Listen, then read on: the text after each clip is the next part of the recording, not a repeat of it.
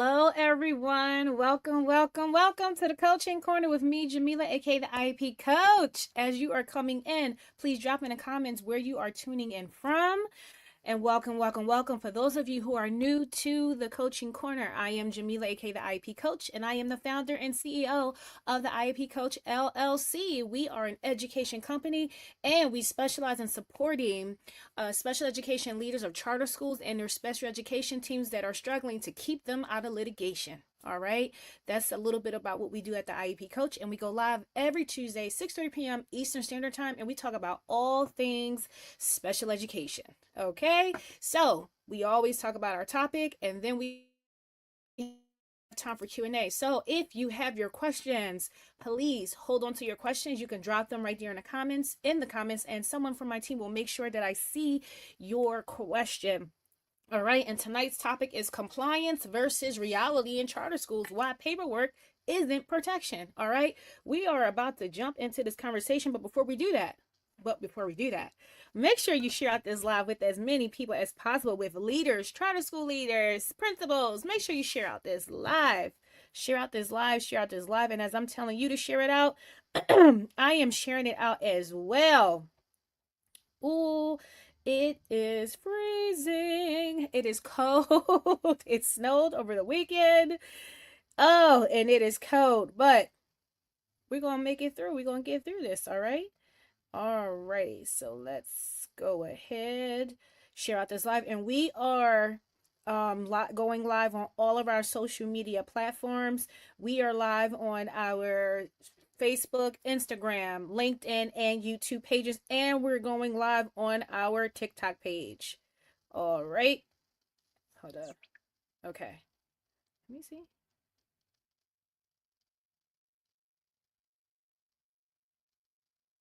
All right, so let me go ahead and let me share this.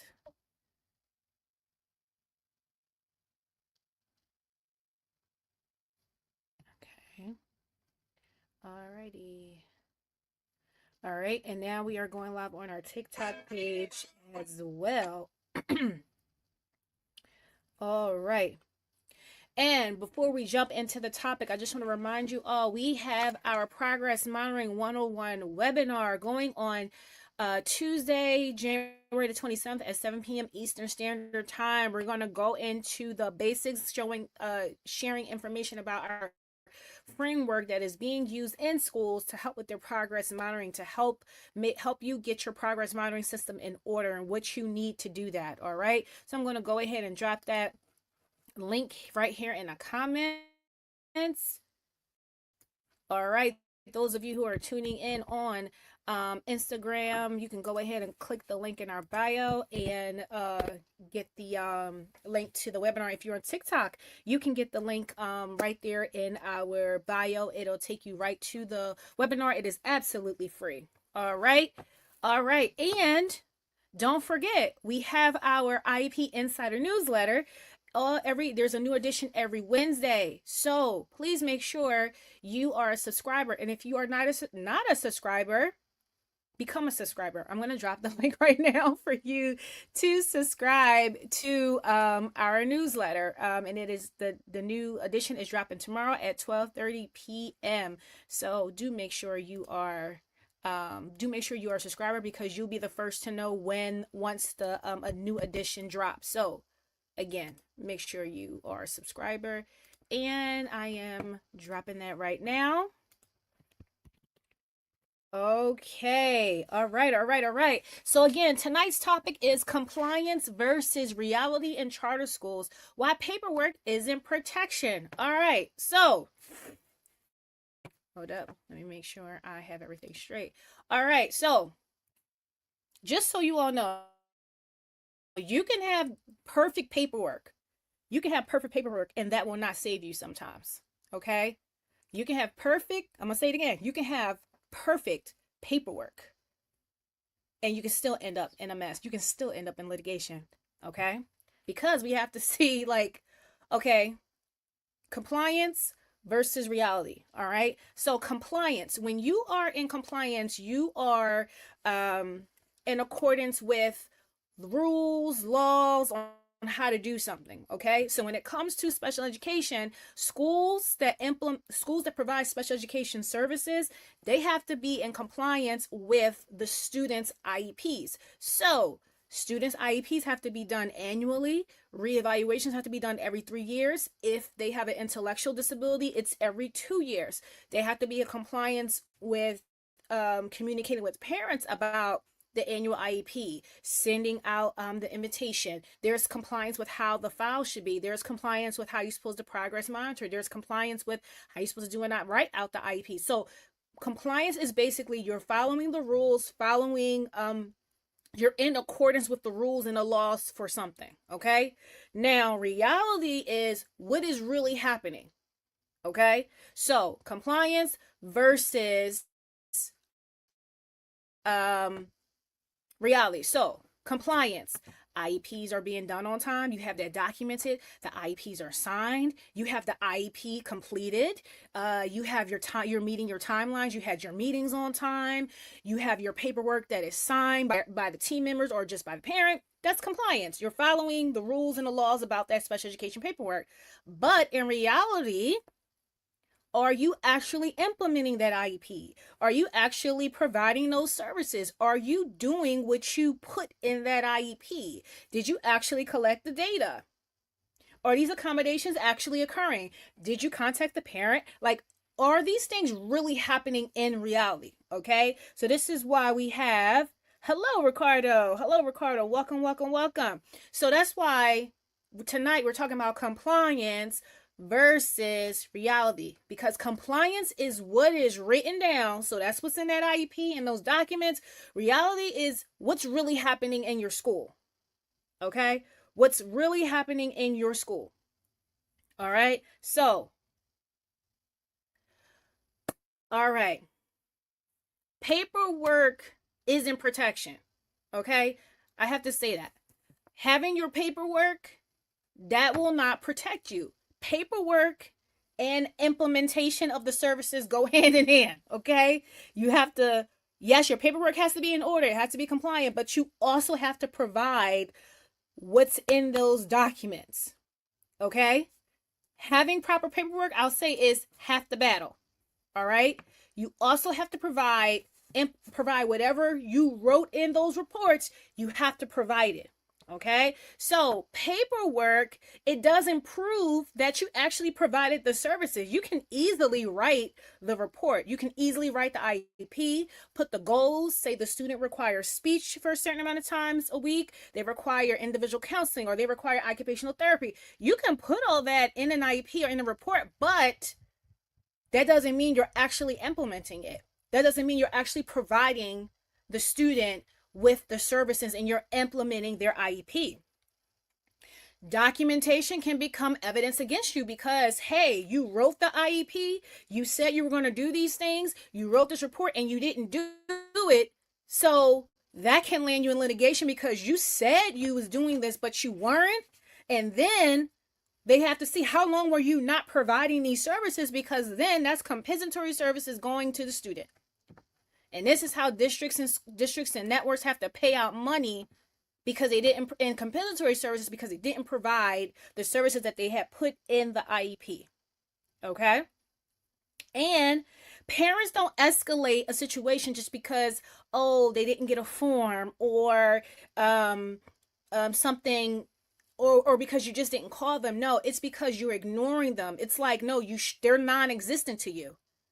Or they're being ignored. They're asking you questions. They're trying to get answers about their child's IEP, and no one is communicating with them. No one is keeping them in the loop. No one is giving them progress reports to let them know about their child's IEP, or the progress reports they are getting is very vague.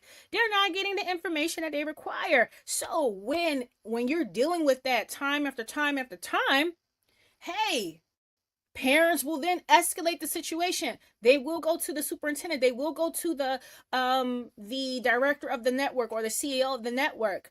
They will seek litigation.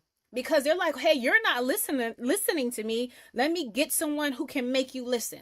Let me get someone who will listen to me, and then they can go and investigate on my behalf, because clearly I'm not getting what I need from my child's school.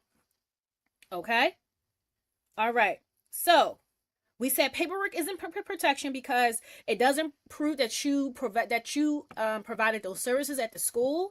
The documentation can become evidence against you because you're saying you've done these things, but you haven't implemented them. So the paperwork isn't protecting you.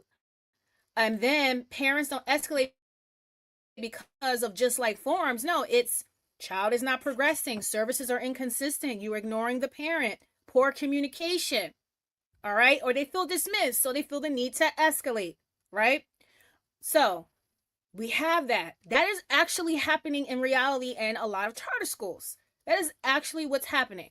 So let's now go into, here is the protection, the real protection, aka systems you need to have in your charter school, okay? To so that way you don't run into these so that you don't run into just having your paperwork. No, you're actually providing and implementing the services in that paperwork, okay? So, number one, you can create a services tracker, a service delivery tracker. You can do this on an Excel sheet.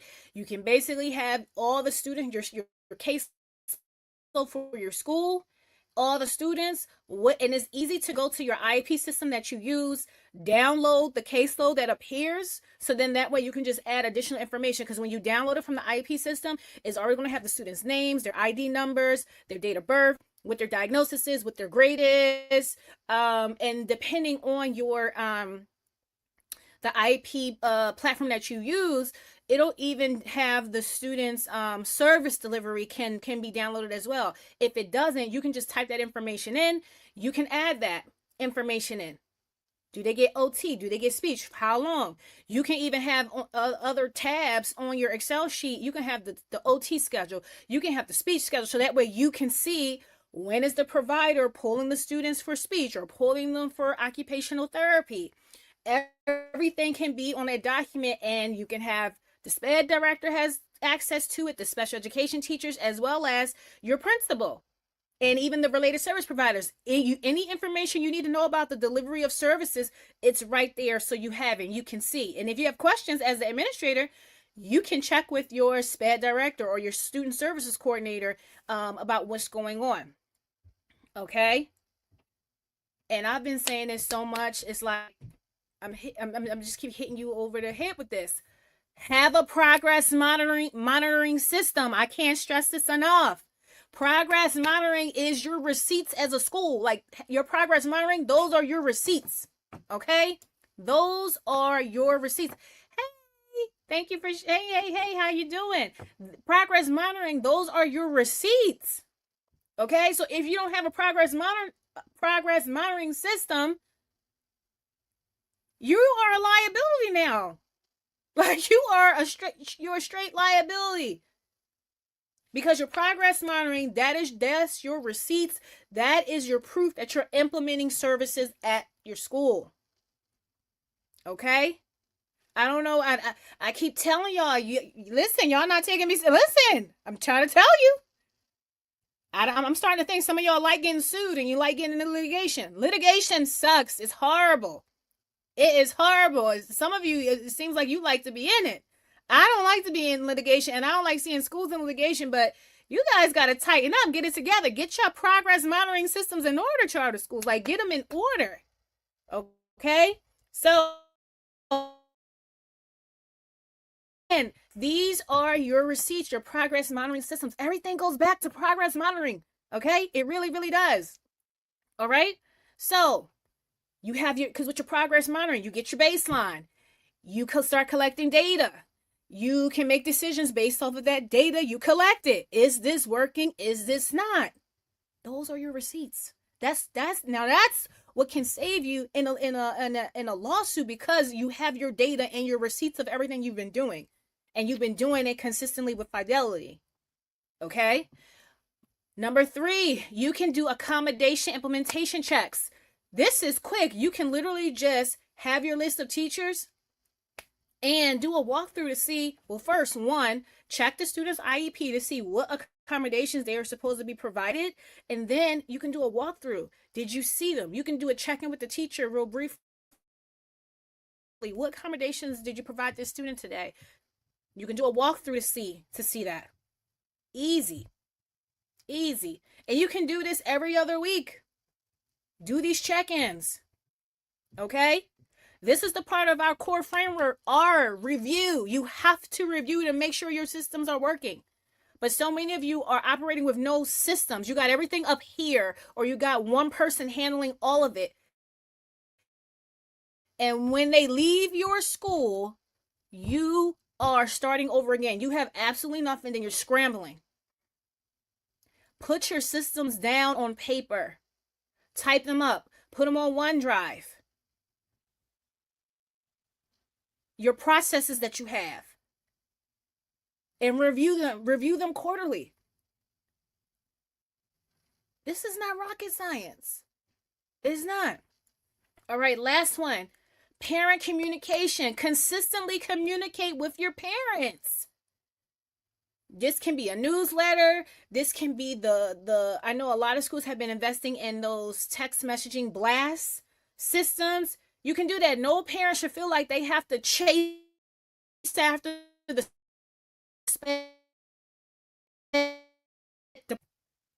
okay? They should not feel that way. Have consistent communication. You can do end of the week email or beginning of the week email. Beginning of the week, when I was still in the classroom, I sent out a what was it? I sent out a newsletter in the very beginning of the year. And I also was just, email was my thing.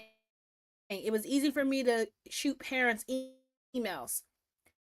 And also I use Google Classroom for everything. And I told parents, hey, give me your email so I can add you to Google Classroom so that way you can get the notifications about the class too.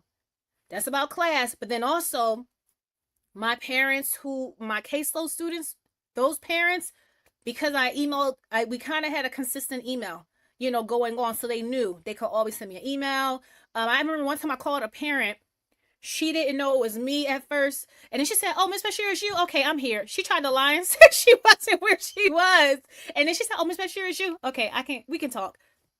But because she knew we consistently just had, I didn't just call when it was something bad going on. I called when we had consistent communication.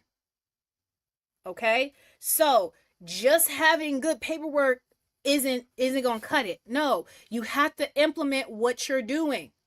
Okay? So in addition to having the great paperwork, yes, have a service delivery tracker, do accommodation check-ins, have consistent communication with your parents, and have a progress monitoring system. Okay? I like the idea of newsletters. I loved Remind 101 to send out blasts and being able to text parents individually as well without giving my number. Yes, I like that. And a lot of teachers like it because, yes, you don't want to give out your personal number. And yes,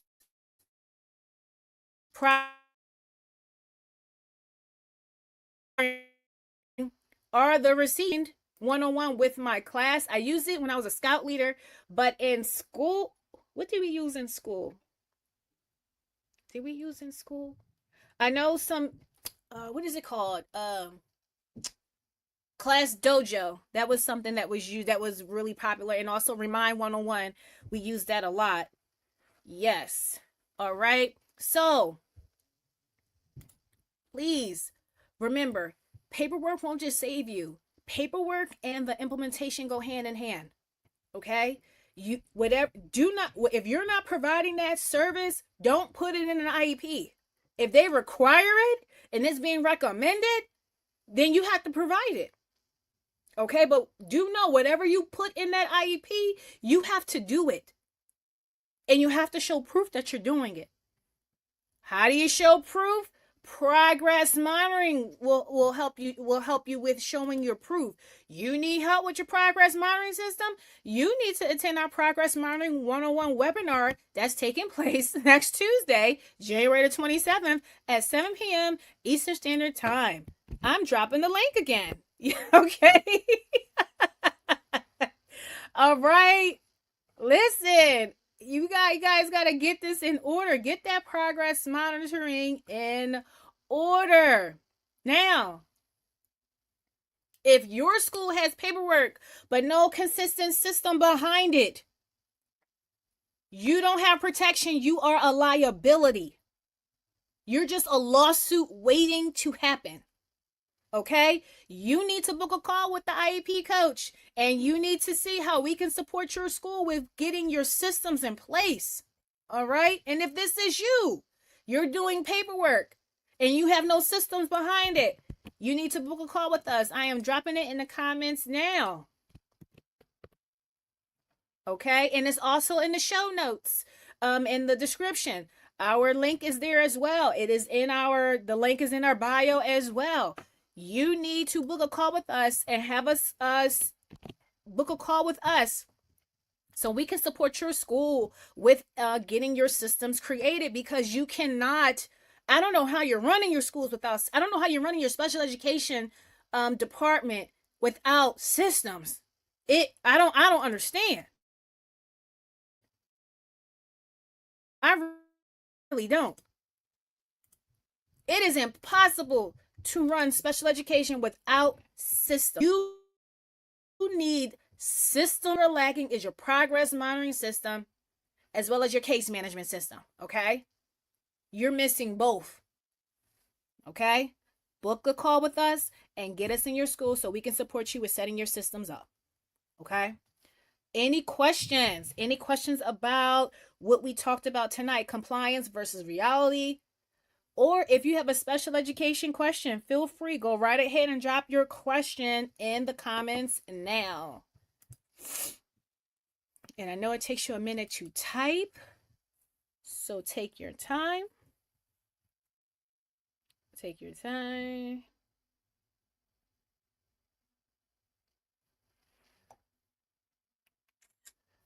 Take your time. Any questions?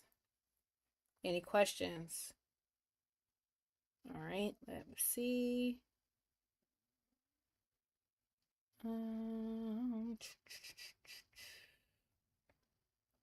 Let me check all of our platforms. Let's see. Okay. What's your favorite progress monitoring tool? Okay. So I have used AimsWeb. I really like that for my caseload because one, I was able to add my whole caseload to their system, and then I was able to assign them their progress monitoring probes.